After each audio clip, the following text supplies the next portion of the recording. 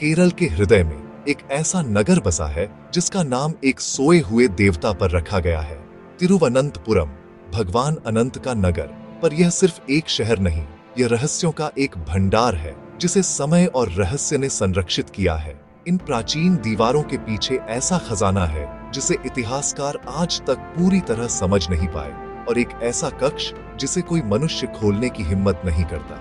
आज हम पद्मनाभस्वामी मंदिर की ओर बढ़ते हैं ताकि उस ऋषि, उस शरारती बालक और सोने के 7 कपाटों की कथा को जान सके, जहां विश्वास और वैभव, इतिहास और अद्भुतता एक सेतु में बदल जाते हैं। ये यात्रा सिर्फ मंदिर की नहीं, बल्कि एक अमर रहस्य की है।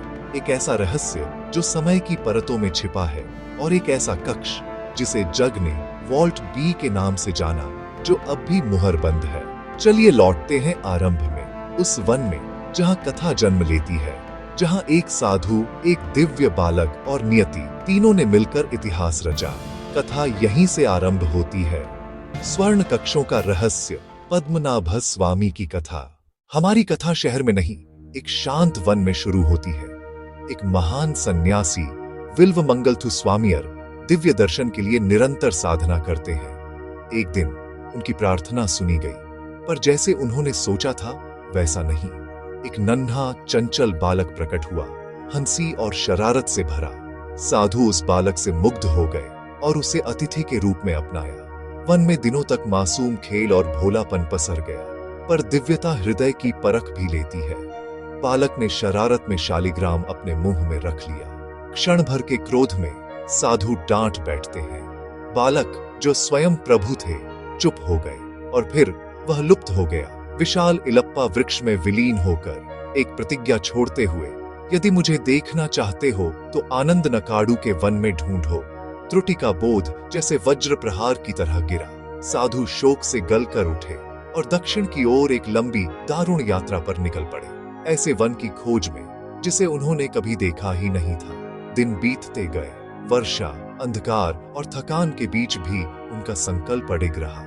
हर रात एक नई प्रार्थना, हर सुबह एक नई आशा, और फिर क्षितिज पर एक संकेत, एक आहट। समुद्र के नजदीक एक घना उपवन, वहीं उन्हें वह वन मिला जहां समय जैसे ठहर जाता है, और वही वह पवित्र इल्पा वृक्ष, क्षण भर का मौन, और फिर दिव्य का उदय। यहीं से आरंभ होती है अनंत शयनम की लीला।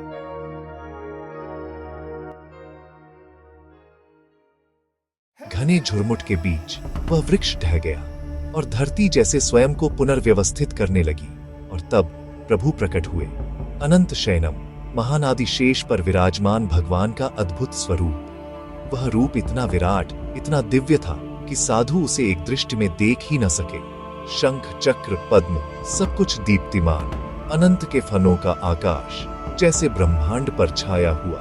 हे प्रभु, अपनी लीला मानव हृदय की सीमा में समा दीजिए। प्रभु ने पुकार सुनी और मूर्ति उस आकार में समाहित हुई जिसे आज हम देखते हैं। उस रूप को सदा सर्वदा के लिए प्रतिष्ठित किया गया, इस भूमि के रक्षक के रूप में, जहां श्रद्धा और सुरक्षा का व्रत निभाया जाता है, जहां ईश्वर स्वयं साक्षात अनुभव होते हैं और मन नत हो जाता है। वह क्षण जहां दर्शन और दया एक हो जाते हैं, यही है अनंत शयनम की महिमा। शताब्दियां बीतती गईं, राजा, वंश, संत, सब ने इस मंदिर की महिमा में अपना अंश जोड़ा, और तब रहस्य ने एक नया रूप लिया।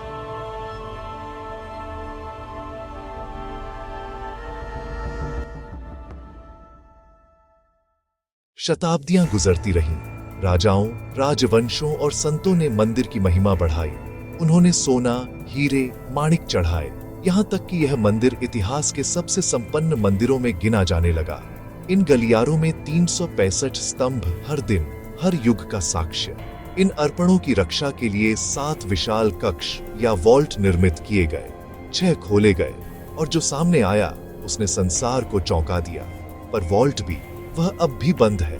कहते हैं इस पर नागबंधम की रहस्यमय मुहर लगी है, जिसे केवल महान तपस्वी ही खोल सकता है। जनश्रुति यह भी कहती है, जो इसे बलपूर्वक खोलने की चेष्टा करे, विनाश को बुलाता है। रहस्य जो धर्म और धरोहर दोनों की सीमा पर खड़ा है। युगों से चली आ रही आस्था जो सील बंद द्वार से भी बड़ी है। कुंजियां बहुत से दरवाजे खोलती हैं, पर कुछ द्वार प्रार्थना से ही खुलते हैं, और कुछ रहस्य संरक्षित रहना ही उनका धर्म है। धन का रहस्य हो या श्रद्धा का चमत्कार, सत्य कहीं बीचों बीच ठहरा है, और उसी ठहराव में उत्तर की प्रतीक्षा। वॉल्ट भी अब भी मौन, अब भी अटूट।